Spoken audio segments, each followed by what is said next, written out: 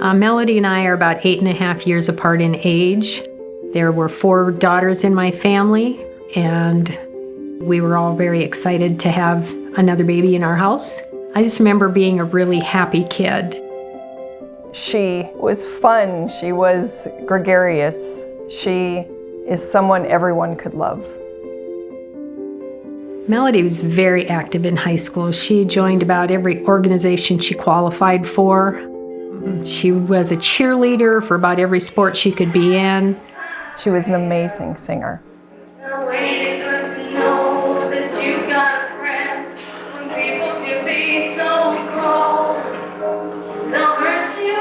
There was a program down here at National College that she could get into for her fashion merchandising career. And I think she was also, too, looking for love. And somewhere along the line, she met Randy and fell head over heels with him. You know, it was kind of like, oh, I've got this serious boyfriend and now we're getting married, and that's kind of where that came about. So Melody was 20 years old when she got married. They seemed to be off to a good start. And I think he was charming and treated her well and loved her at first. It wasn't until later that I learned that she would keep in contact with our sister Jody and had relayed some things to her that were very concerning about how things were going between them. She would talk about these things, and Randy's drinking and sometimes not coming home until wee hours of the morning. There was a night that Melody called me and wanted to know if I would come and get her because she didn't want to be home when Randy got home. She knew he'd been out drinking, and sometimes that was not a good situation to be in when he arrived home. She had been telling me on our phone calls that things were difficult, but she thought a baby would make it better. And lo and behold, a few months later, she got pregnant. She was thrilled. I mean, she was a little nervous because of the relationship, but she was really excited about having a baby. She loved being pregnant. I mean, she was beautiful, she was glowing, was really excited about what life was going to be. And then when she started getting excited, Randy started kind of getting not excited because he felt like she was taking all of her time away from him. As her pregnancy got further along, things would get sadder and darker. March 23rd of 1988, Randy's mother was killed by her husband. He actually ended up shooting her point blank in the forehead. This is where Randy Rindle's mother was killed by Gordon Weiss. Rindle has said he was despondent over his mother's death, and he swore revenge against her killer. Rindle's stepfather, Gordon Weiss, pleaded guilty to the shooting, and he's now serving 65 years in the state penitentiary. After that, Randy spiraled in a lot of ways mentally. When Randy started drinking, money that wasn't coming in would go towards alcohol instead of food. There was a time that they lived on popcorn for a whole week because that's all they had. So, I mean, all of these little things started happening and getting darker. And she showed me where Randy had punched a huge hole in the wall.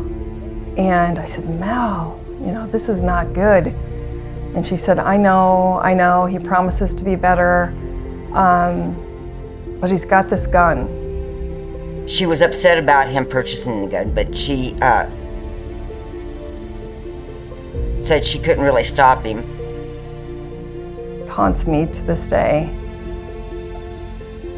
On August 23rd of 1988, Melody was 7.5 months pregnant.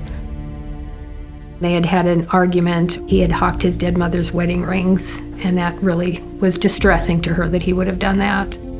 I told her I was coming to get her, and she said no because she wanted to confront him and finally have it out with him.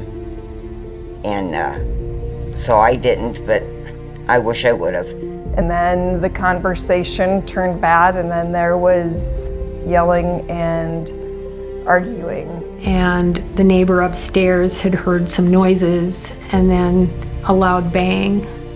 And then she went downstairs and she found my sister on the floor. And she had a gunshot wound to her head. When the ambulance crew came, they found that my sister had no pulse, no respiration. She was brain dead. And everything spiraled. Still to this day, I miss her a bunch. You know, I wish we could have grown old together. Still emotional, still raw. When someone is that close to you and you just think that they're going to be there. To this day, I have no idea what could have created that type of anger, that emotion. I have no idea what happened that night. I just know we lost her. And even though we lost her, we were able to save her child. We didn't know for quite a while, honestly, about a week, whether he would survive or not. Melody was 8 months pregnant when she was shot. Benjamin was born by cesarean section shortly afterwards. Melody died hours later. Benjamin is not out of danger yet. He suffered oxygen deprivation, and only time will tell whether the tragic events that brought him into this world will have any long-term effects. We ended up adopting Ben. He did very well through the years. He's been strong and healthy, and he has very much his mother's appearance in many ways. So while you're thrilled about this child that you have that you love dearly, it's still hard because she's not here. And it took a long time to call us his parents because I felt guilty. I know it sounds silly, but I was doing the things she wanted to do. And that was hard. Saving the baby, that was a very big deal. It was more than just a consolation. It's the fact that something good came out of a terrible act. I think anyone who has lost a family member to domestic violence wants their family member remembered. I think they want someone to know they were important. And they want to somehow make a difference and hope that some of their family does not have to do this.